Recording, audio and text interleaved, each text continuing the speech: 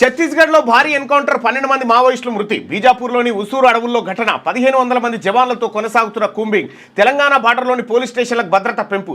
తెలంగాణ ఛత్తీస్గఢ్ బార్డర్లోని బీజాపూర్ జిల్లాలో గురువారం భారీ ఎన్కౌంటర్ జరిగింది. ఈ ఘటనలో 12 మంది మావోయిస్టులు చనిపోయారు. బీజాపూర్ జిల్లా దక్షిణ బస్తర్లోని ఉసూరు అడవుల్లో మావోయిస్టులు ఉన్నారని పక్కా సమాచారం అందింది. దీంతో బీజాపూర్, సుక్మా, దంతేవాడ జిల్లాల DRG, district reserve guard, cobra and command battalion for resolute యాక్షన్తో పాటు సిఆర్పిఎఫ్ బెటాలియన్లు సంయుక్తంగా కూంబింగ్ ఆపరేషన్ చేపట్టాయి.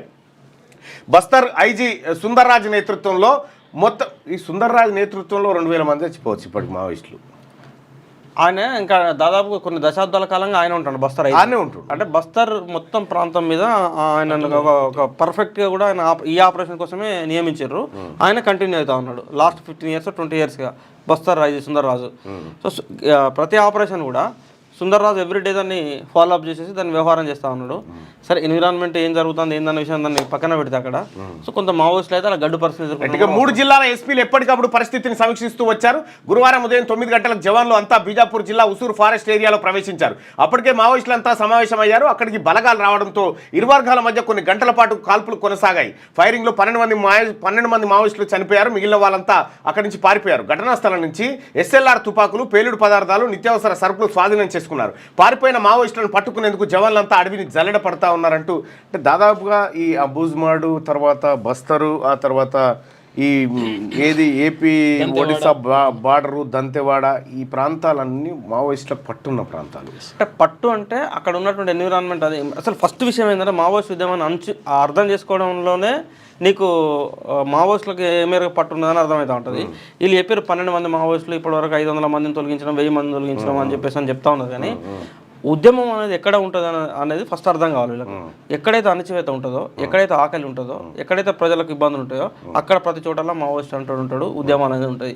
సో మావోయిస్ట్ పార్టీ యొక్క లక్ష్యం కానీ మావోయిస్ట్ పార్టీ నేను నడుపుతున్నటువంటి నాయకులు ఆలోచిస్తున్న విధానం ఏంటంటే ఒకప్పుడు తెలంగాణలో ఆ రోజు ఉన్నటువంటి పీపుల్స్ వార్ బలంగా ఉండేది. పీపుల్స్ వార్ నేతృత్వంలో అనేక ఉద్యమాలు నడిచినాయి.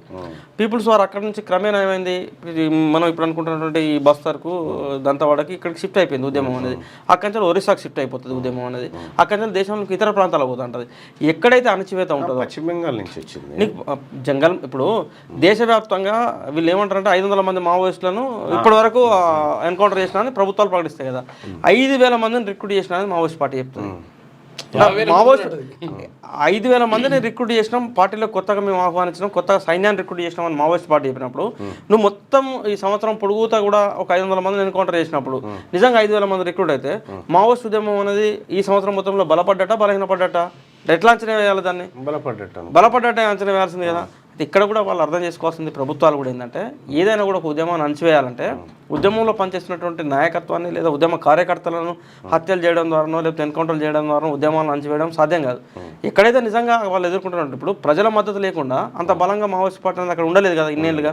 సో అక్కడ ఉన్నటువంటి ప్రజలు ఎవరైతే ఉన్నారో నివసిస్తున్నటువంటి ఆదివాసీలు, గిరిజనులు పూర్తిగా మావోయిస్ట్ పార్టీకి రక్షణగా ఉంటా ఉన్నారు వాళ్ళు. ఇప్పుడు అక్కడ మావోయిస్ట్ పార్టీ తప్ప ఇంకో ఇప్పుడు ఉన్నటువంటి పార్టీలు రాజకీయ పార్టీలు లేవు అక్కడ. సో మావోయిస్ట్ పార్టీ మాత్రమే ఉన్నది అక్కడ. అక్కడ ఉన్నటువంటి ప్రజలందరూ కూడా ప్రత్యక్షంగానో పరోక్షంగానో ఆ పార్టీకి సంబంధించినటువంటి కార్యకర్తలు. సో ఎందుకు ఆ పార్టీకి వాళ్ళు మద్దతు ఇస్తూ ఉన్నారని ప్రభుత్వాలు ఆలోచన చేయాలి.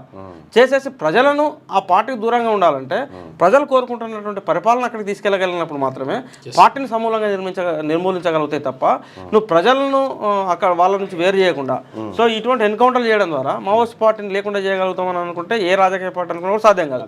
ఇప్పుడు తెలంగాణ రాష్ట్రంలో ఇలా మావోయిస్ట్ పార్టీకి పట్టు లేకుండా పోయిందనడానికి నీకు ఎగ్జాంపుల్ 40-50 సంవత్సరాలకు ముందు ఏం జరిగింది, 40-50 సంవత్సరాల తర్వాత ఏం జరిగిందని నువ్వు తెలంగాణను అబ్జర్వ్ చేసినప్పుడు నీకు కనబడతా ఉంటుంది.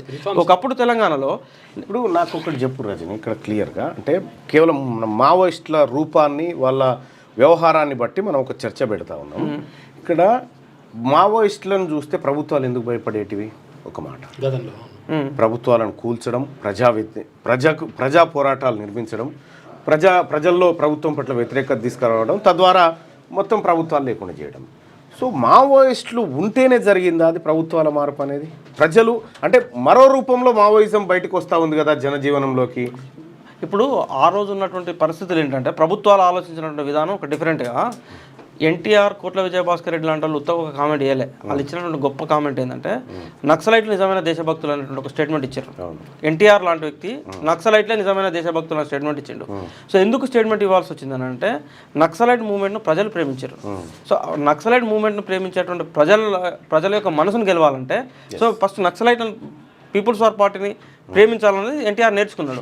సో పార్టీకి ఉన్నటువంటి ఇప్పటివరకు కూడా గొప్ప వ్యవహారం ఏంటంటే ఈ క్షణం వరకు కూడా సరే వాళ్ళు ఎంచుకున్నటువంటి పంతా డిఫరెంట్ కావచ్చు, ఆ పంతా పట్ల ప్రజాస్వామికవాదులు వ్యతిరేకించవచ్చు, కానీ మావోయిస్ట్ పార్టీలో పనిచేస్తున్నటువంటి కార్యకర్తలు చేసిన త్యాగాలు అనేది వాళ్ళు పోతున్నటువంటి దారి అనేది దానిని ఎవరు కూడా శంకించాలంటే అవసరం లేదు.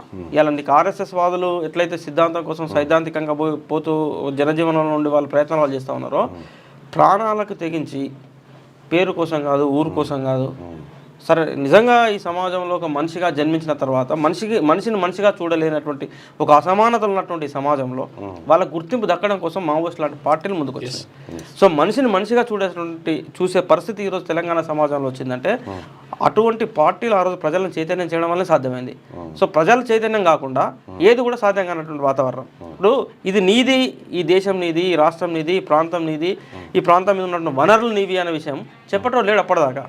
వీళ్ళు చెప్పుకుంటూ పోయినా నిలబడి ప్రజలకు అందించిన లేడు. సో అది మావోయిస్ట్ లాంటి పార్టీలు, పీపుల్స్ వార్ లాంటి పార్టీలు ఈ ప్రాంతంలోకి వచ్చిన తర్వాతనే సాధ్యమైంది. సో అట్లా ప్రజలు పార్టీని ఓన్ చేసుకున్నారు. ఈ రోజు ఆ పార్టీ అవసరం ప్రజలకు తెలంగాణలో లేదు అని అంటే ఇక్కడ ఆకలి అణచివేతల నుంచి ప్రజలకు విముక్తి కలిగింది. ఆ విముక్తి కలిగిందంటే పీపుల్స్ వార్ పార్టీ వల్లనే జరిగింది. మరి ఇంకా కూడా అదే సిద్ధాంతం ఉండకంటే వీళ్ళు కూడా కొంత మోడర్నైజ్ కావాల్సినటువంటి అవసరం ఉండే కదా. అంటే మావోయిస్ట్ పార్టీ సిద్ధాంతాన్ని మార్చేంత గొప్పలో మనం కాదు. వాళ్ళు చాలాసార్లు మీరు గుర్తుపెట్టుకోండి, మీరు పశ్చిమ బెంగాల్లో ఉన్నటువంటి నక్సల్బరి అనేటువంటి గ్రామంలో పుట్టినటువంటి ఒక ఉద్యమం, చారు మజుందార్ తీసుకొచ్చినటువంటి ఈ సాయుధమైనటువంటి దాడులు ఏవైతే ఉన్నాయో అక్కడ జరిగినటువంటి దాడి, ఆ రోజు భూమి, ఆ రోజు శిస్తులు వాటిపైనే. ఇక్కడ ఏది విష్ణూరు దొర మీద జరిగినటువంటి దానిపైన చాకలి ఎల్లమ్మ తిరుగుబాటు ఏదైతే చేసిందో అదే అంశం మీద మీరు ఒడిశా తీసుకోండి, మహారాష్ట్ర తీసుకోండి, లేకపోతే కేరళ తీసుకోండి, ఇంకెక్కడైనా తీసుకోండి, ఇవన్నీ సిమిలర్గా ఉంటాయి. ఆ రోజుల్లో ఆ పరిస్థితి, కానీ ఇప్పుడు ఈ రోజుల్లో ఈ పరిస్థితి లేదు కదా. అంటే మీకు రెండు విషయాలు చెప్తా, బాగా అర్థం చేసుకోండి. ఆ రోజు పీపుల్స్ వార్ ఉద్యమాలు మొదలైన తర్వాత గ్రామాల నుంచి దొరలు వెళ్ళిపోయారు. ఆ దొరలు వెళ్ళిపోయిన తర్వాత గ్రామాలలో ఉన్నటువంటి బీసీ కులాలు ప్రత్యేకించి కుల వృత్తులను నమ్ముకున్నటువంటి బీసీ కులాల చేతికి కొంత భూమి వచ్చింది. సో అది భూమి రావడం అంటే ఓన్లీ బికాస్ ఆఫ్ అది పీపుల్స్ వార్ పార్టీ వల్లనే సాధ్యమైంది. ఇవ్వడవునన్నా కాదన్నా ఫ్యాక్ట్.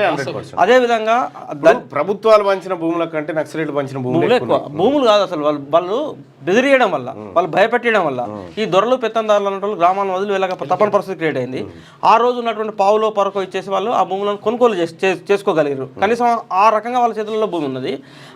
అదేవిధంగా దళిత గిరిజనులు లాంటి వాళ్ళు, ఇప్పుడు దళితులు గిరిజనులు కులం చెప్పుకోలేనటువంటి పరిస్థితి. గిరిజనులేమో అటవీని నమ్ముకున్నటువంటి నేపథ్యం, దళితులేమో కనీసం మాదిగోడు అని చెప్పుకోలేని పరిస్థితి, మాలోళ్ళు అని చెప్పుకోలేని పరిస్థితి, డక్కలోళ్ళు, చిందోళ్ళు అసలు కులం చెప్పుకోలేని నేపథ్యంలో ఆ రోజు మావోయిస్ట్ పార్టీ ఆ వర్గాలను చైతన్యం చేయడం ద్వారా, ఆ వర్గాల ఉన్నటువంటి వాళ్ళందరినీ కూడా ఉద్యమంలోకి రావడం ద్వారా, ఇలా దొరలు పెత్తందారులందరూ కూడా వాళ్ళకు గౌరవం ఇవ్వడం ద్వారా ఇలా సమాజంలో వాళ్ళలో ఒక అద్భుతమైనటువంటి చైతన్యం తీసుకురాగలిగింది.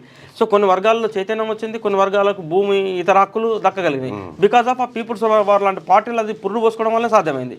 అట్లనే నేనేమంటున్నా అంటే దేశం మొత్తంలో మీరు అన్నట్టు ఇటువంటి ప్రాంతాల్లో ఆ పార్టీ తన సైద్ధాంతికతను మార్చుకొని ప్రజాస్వామ్య వ్యవస్థలోకి వస్తే బాగుంటుంది అనేది మీలాంటిలో మాలాంటిలో అభిలాష ఉండొచ్చు.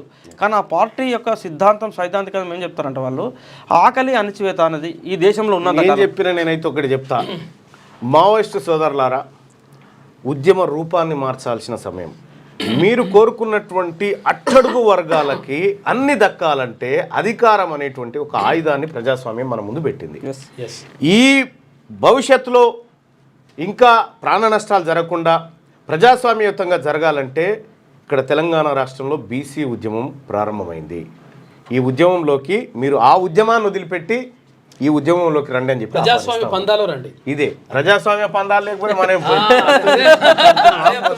ఆ ఉద్యమం మరి ఈ ఉద్యమం పరిచయం. లైక్ చేయండి,